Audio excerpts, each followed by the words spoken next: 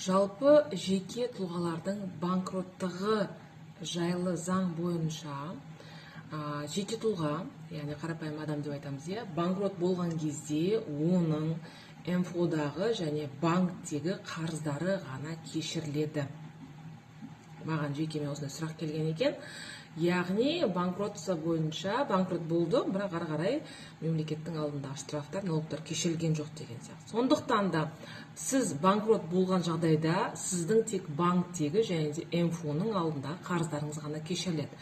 Налогтар, штрафтар, алимент, жеке тұлғадан жай ғана қарыз, расписка бойынша алған болсаңыз, немесе жаңағы басқа да қарыздар деп айтамыз. Мысалы үшін коммунальный қарыздар болуы мүмкін, немесе жаңағы дамуға қарыз болуы мүмкін, және де басқа да мемлекеттік органдарға қарыз болуыңыз мүмкін, олардың ешқайсысы да кешірілмейді.